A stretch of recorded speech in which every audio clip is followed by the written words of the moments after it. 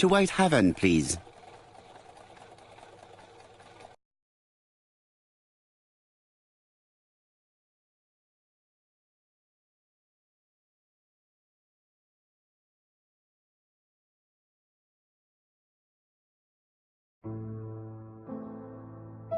Cust's arrest is a great success for you, Poirot. It's all clear now, except maybe one or two details. Details. Ah, mon ami. The devil is in the detail, as we say. Excuse me? Patience, Hastings. Everything will be clear once our guests arrive. Best be prepared. Slip a revolver into your pocket before they do. A revolver? But Poirot, what are you afraid of? Trust me. It is important you carry a weapon for this meeting. I will lend you mine. What about telling me what you have in mind? Surtout pas. You wouldn't be able to play your role. Wait one moment, I will bring you my weapon.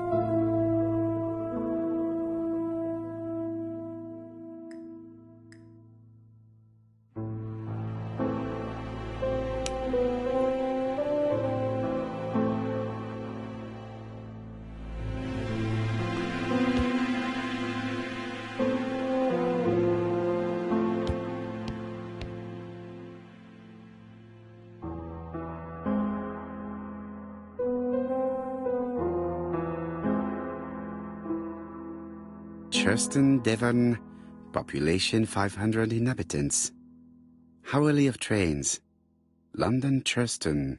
Trains of evening. London, 6:45 p.m. Newton about, 11 a.m. Churston, 11:45 a.m.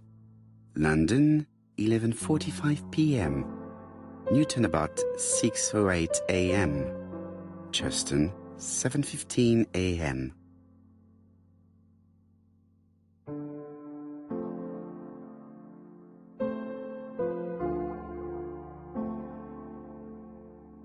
Hastings' photo album. He is very proud of his bag.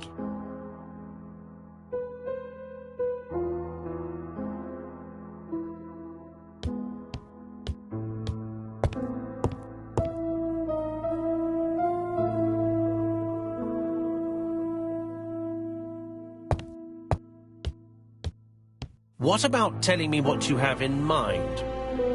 Surtout pas. You wouldn't be able to play your role. Wait one moment, I will bring you my weapon.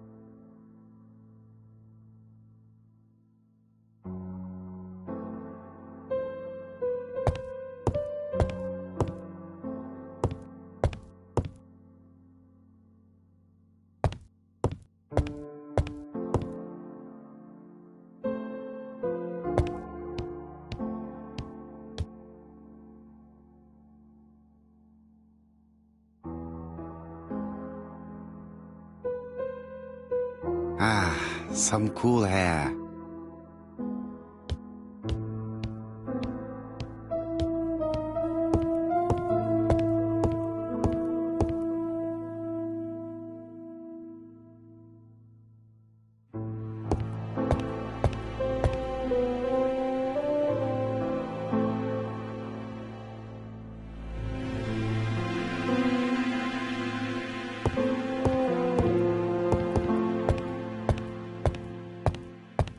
The white ammunition are blank cartridges.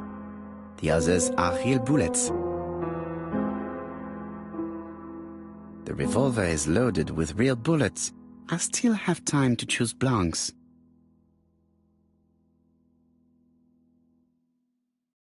The revolver is loaded with blanks. I still have time to choose real bullets.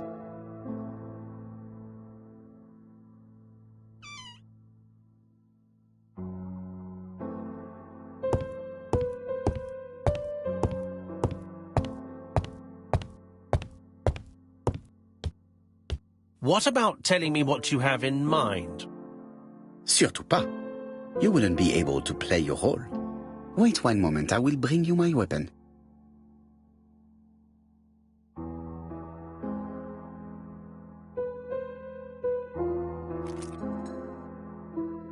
Voila, I entrust you with my weapon. It has hardly been used, it is almost new.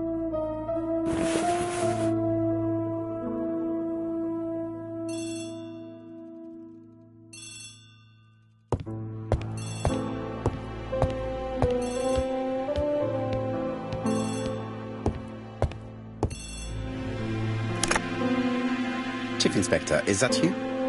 Yes. Sorry, but we haven't found anything. Have you checked the typewriter? And the packaging, the letter, and the ribbon reel.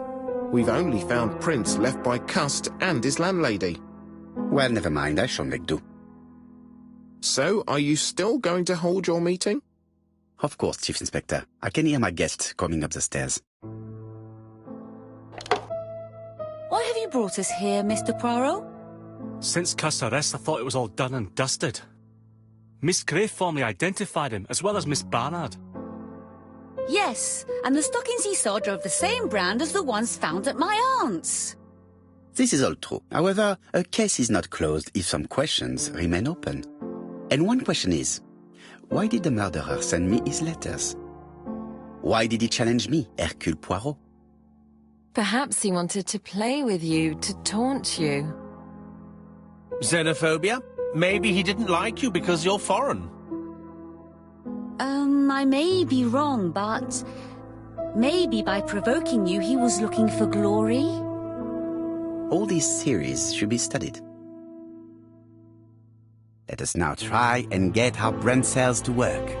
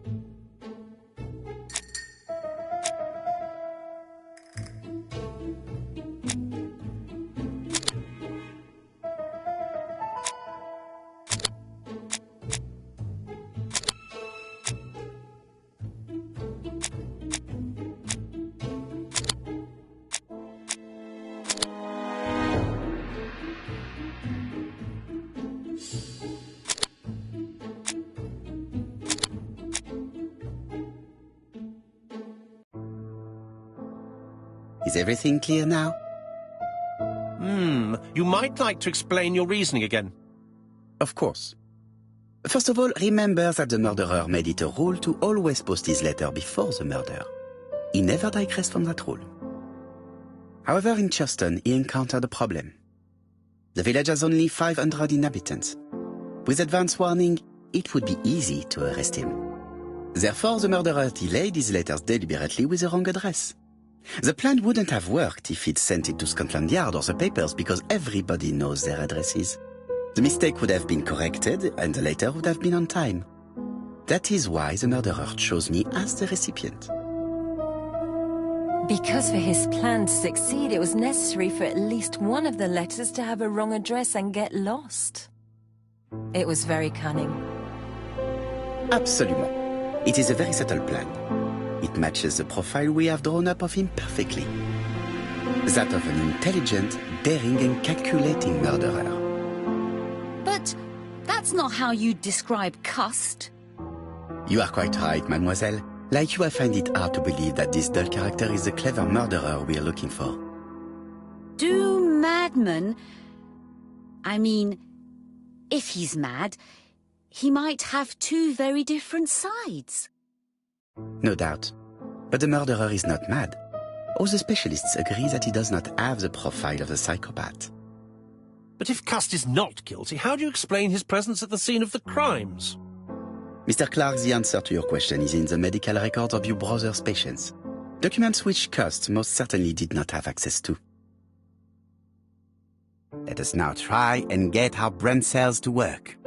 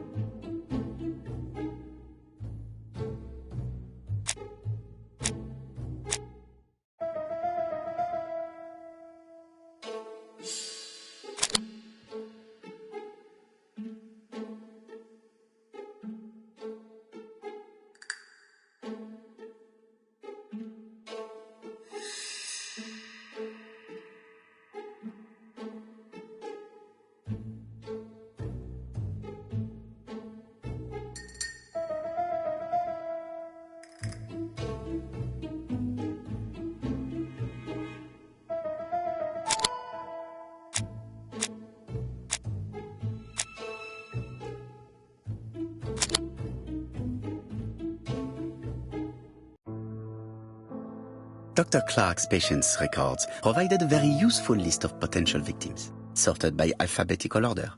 The killer definitely used it, explaining the fact that all the victims were former patients of the doctor. It is this fact that clears Cust once and for all, because he never had access to these records. So how did he happen to be at the scene of the crimes? Either the murderer sent him there, or Cust was following him closely. Cust's highly suggestible nature leads us to the second hypothesis. The murderer was manipulating him.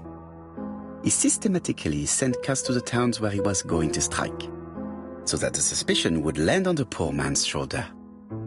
That's evil. What sort of killer could have such a plan? And what would he gain from 3 completely different murders? Indeed, it seems unlikely that the same murderer committed all the crimes. What should we take from that?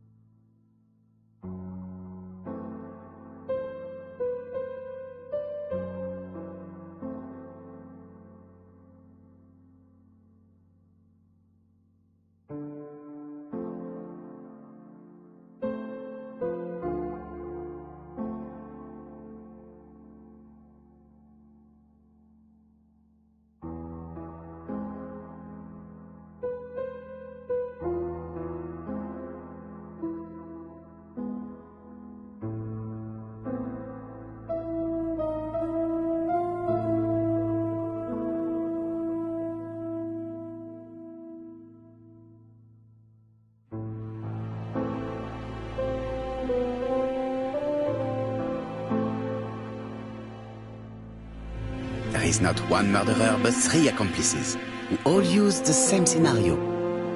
Do you mean that 3 murderers with quite different aims joined forces to create a smoke screen? Here's another question. Is it still necessary to find a motive for each crime? And the one in Andover poses problem. Why was poor Mrs. Asher killed? Indeed. It would be best to forget this theory. Just one murder was of benefit to the murderer. The others were just diversions. On reflection, there is only one conclusion. The murderer killed once out of interest and twice to divert our attention. This reasoning points at 2 potential culprits. Franklin Clark. Donald Fraser? Yes, mademoiselle. That's good thinking. Mr. Fraser may have killed Betty out of jealousy. Mr. Clark may have killed his brother in order to inherit his large fortune. Both have a motive. But Donald did not have access to Dr. Clark's records. Please allow me to disagree with you, mademoiselle.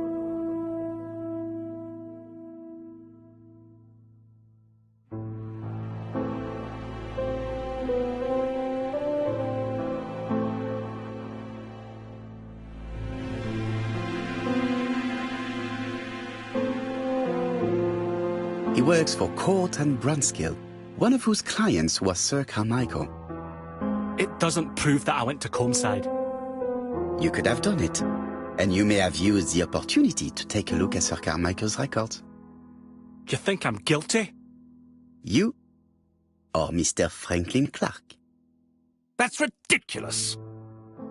Both of you have a motive. The question is, which of you has the profile that most resembles the murderer? Let us now try and get our brain cells to work.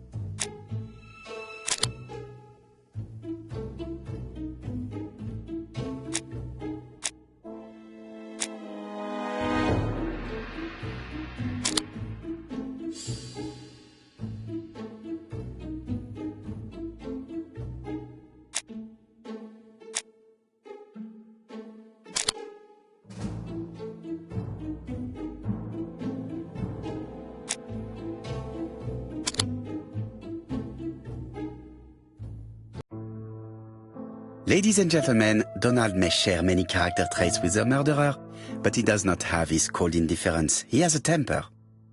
It is hard to imagine him planning anything. Also, jealousy is his motive, and crimes of passion are rarely planned. Right, I suppose it's my turn to be subjected to the same scrutiny. Absolument, Mr. Clark. Let us now try and get our brain cells to work.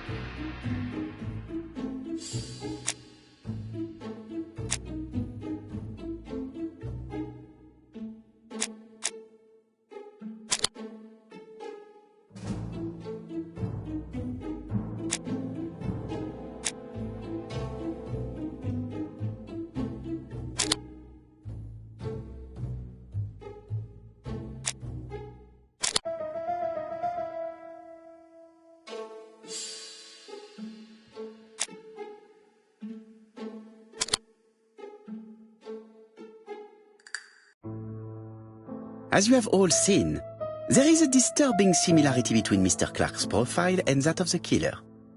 In actual fact, it is exactly the same. Mr. Poirot, your psychological studies are interesting, but your conclusions do not add up. Why would I have wished my brother's death? The inheritance is lawfully mine. I just have to wait. No, you had to act quickly.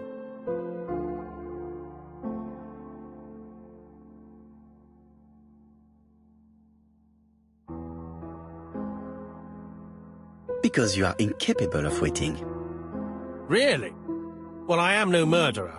You presented him as being a cold and patient schemer. Certes, normalement. But Lady Clark's imminent death precipitated events. Mademoiselle, although you haven't been telling the truth, there is no doubt in my mind that you would have found a way to marry Sir Carmichael after Lady Clark's death. For you, Mr. Clark, it was a disaster. If Miss Grey had children by your brother, you would not have inherited a thing. You realized the danger after reading several letters from Comside, especially one in which your brother opened his heart to you. So you hurried home from China, and you took action. In truth, Cust was no more than a puppet manipulated by the real culprit. You, Mr. Clark. Such an imagination, Mr. Poirot. In fact, nobody manipulated Cust. The famous instructions he received by post. He wrote them on the typewriter. We know that for sure. Oh no, you know perfectly well. That is not true. Eh bien voilà, light has now been shed on the ABC murders. Your theories are ingenious, but you haven't any proof. One point to him. For the moment, I have no material proof. Either I admit to it, or I bluff.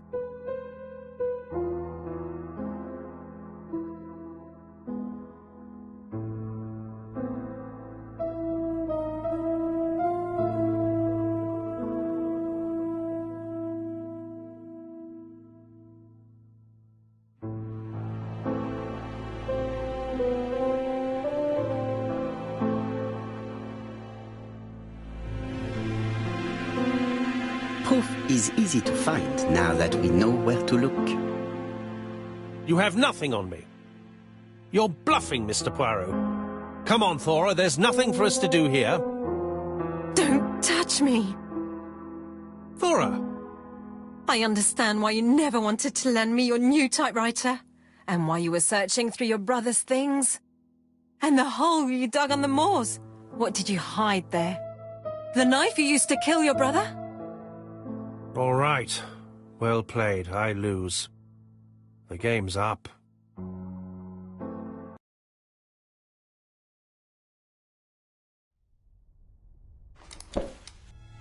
Don't come near me! I'll never let you take me, Mr. Poirot!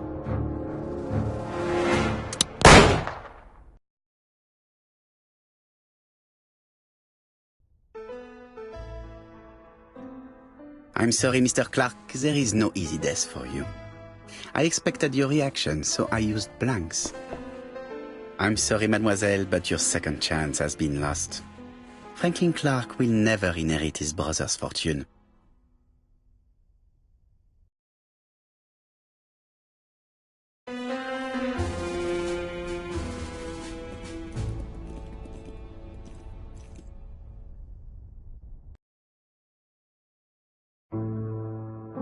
Disappointed at having missed the chance to become Lady Clark, Thora Grey left England. Donald Fraser and Megan Barnard married. On Poirot's recommendation, Mary Drower started to work for Lady Clark. The elderly lady's condition suddenly took a turn for the better. And a few months later, to Dr. Logan's great surprise, she was back on her feet again. According to this eminent physician, it appears to be an extremely rare case of spontaneous remission. Lady Clark has enjoyed very good health ever since.